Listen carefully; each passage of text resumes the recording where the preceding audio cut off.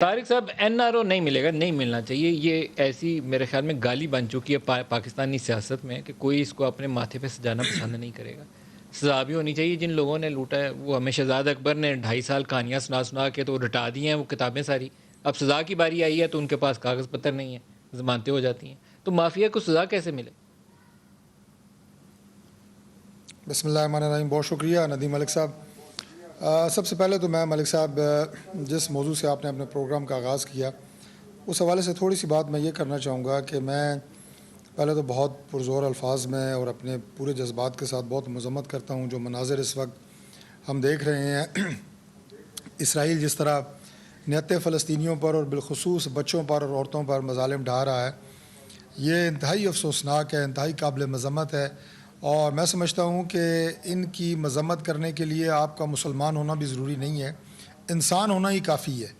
کہ ہم تو دنیا میں کسی جگہ کے اوپر اگر اس طرح کے مناظر آئیں، سر انسان ہونا ہی تو میسر نہیں ہے، وہ تو مسلمان ہونا یا کوئی اور مذہب سے تعلق ہونا تو بات کی بات ہے، انسان ہونا ہی میسر نہیں ہے. اسی پہ میں بات کرنا چاہ رہا تھا کہ کسی دنیا کے کسی کونے میں اس طرح کے مناظر ہوں تو ہم اس کی مذمت بھی کرتے ہیں، افسوس کا اظہار کرتے ہیں. لیکن آپ دیکھیں کہ ہم مغربی ممالک کی، مغربی دنیا کی بات کر رہے ہیں کہ جن کے کانوں پہ جوں نہیں رینگ رہی. اور ایک اگر واقعہ ہوتا امریکہ میں یا کسی اور ملک میں اس طرح کی بات ہو تو پورے ملک میں آگ لگ جاتی ہے. لیکن یہاں پہ آپ دیکھیں کہ بالکل آپ کو ایک خاموشی نظر آتی ہے، ہو کا عالم نظر آتا ہے پوری دنیا میں. اور میں وہ بمباری کے اندر 9 بچے شہید ہوئے ہیں کہ ہم ان اور کو وہ آگے سے جواب ویسٹرن ورلڈ سے یہ آ رہا ہے کہ وہ جو پیلسٹینین ملیٹنٹس ہیں انہوں نے راکٹ فائر کیے، اس لیے اسرائیل نے سیلف ڈیفنس میں بمباری کی. کوئی خدا کا خوف کھو یار، ان کو ان کے گھروں سے نکال کے مسجد اقصی جو مسلمانوں کے دلوں سے قریب بہت زیادہ چند ایک مقامات ہیں ان میں سے ایک کلیدی حیثیت ہے اس کی، تو اس کے جواب میں اوپر سے آپ بمباری کر رہے ہیں جہازوں سے. سوال پہ آ جائیے سر. اور ملک صاحب سب سے بڑی قابل مذمت بات یہ ہے کہ ہماری جو اسلامک ورلڈ ہے، اسلامی دنیا بھی اس کے اوپر آپ کو خاموش نظر آتی ہے. میں مسلمان حکمرانوں کی بات کر رہا ہوں کہ وہ پتہ نہیں کیوں خواب خرگوش کے مزے لے رہے ہیں. کوئی بندہ ڈٹ کے مذمت کرنے کے لیے تیار نہیں ہے، کوئی بندہ نہتے مظلوم فلسطینیوں کے ساتھ کھڑا ہونے کے لیے، ان کی آواز کو اٹھانے کے لیے عالمی فورم کے اوپر جو ہے وہ تیار نہیں ہے. یہ میں سمجھتا ہوں کہ یہ اتنی بڑی بے حسی ہے. پھر اس کے بعد ہم کہتے ہیں جی کہ مسلمانوں کے اوپر بڑا مشکل وقت ہے، مسلمانوں پہ عذاب آ رہا ہے، وہ کشمیر ہو، وہ فلسطین ہو، وہ کشمیر ہو، وہ چچنیا ہو، وہ بوسنیا ہو، وہ عراق ہو، بہت سارے. تو اس کی وجہ یہی ہے کہ ہمارے حکمران جو ہیں وہ بے حس ہو چکے ہیں. اور یہ انتہائی طارق صاحب اپنے ٹاپک پہ اگر آ جائیں تو مافیاز کا احتساب کیسے ہو؟ جی میں آ گیا، میں اس پہ آ گیا.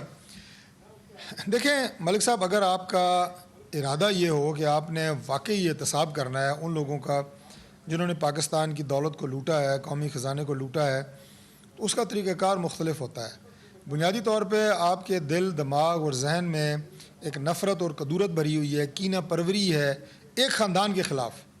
اور آپ دنیا کے کسی کونے میں جائیں، کسی ملک میں جائیں، چائنا میں گئے، وہاں آپ نے یہ تقریر کی، وہ چائنیز آج تک آپ سے سیدھے نہیں ہوئے. انہوں نے کہا بھائی جس سی پیک پہ آپ کہہ رہے ہیں کہ کرپشن ہوئی ہے، پچھلی حکومتوں نے پیسہ لوٹا ہے، اس میں تو ہر پروجیکٹ میں ہم بھی حصے دار ہیں اور پارٹنر ہیں، اس کا مطلب ہمیں آپ چور کہہ رہے ہیں.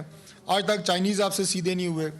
کسی ملک میں کسی فورم پہ آپ یہاں آپ کھڑے ہوں، سیرت النبی کانفرنس میں آپ جائیں، آپ جو ہے وہ کہتے ہیں پچھلے حکمرانوں کو میں نہیں چھوڑوں گا.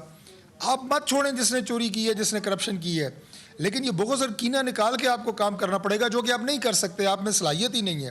ایک خاندان کو آپ نے ٹارگٹ کیا ہوا ہے اور ہر جگہ آپ جا کے بس ان کے خلاف تقریر. این آر او کس نے مانگا ہے؟ ابھی آپ این آر او کی بات کر رہے تھے، کس نے آپ سے این آر او مانگا ہے؟ 12 دفعہ پوچھا جا چکا ہے کہ کسی نے آپ سے ڈیل مانگی ہے، این آر او مانگا ہے. میں این آر او نہیں دوں گا. ان کے جو نومولود چھوٹے چھوٹے ایم این ایز آتے ہیں، ہم این آر او نہیں دیں گے. بھائی کس نے آپ سے این آر او مانگا ہے؟ ملک صاحب اگر آپ صاف شفاف احتساب کریں، پوری قوم آپ کے ساتھ کھڑی ہے.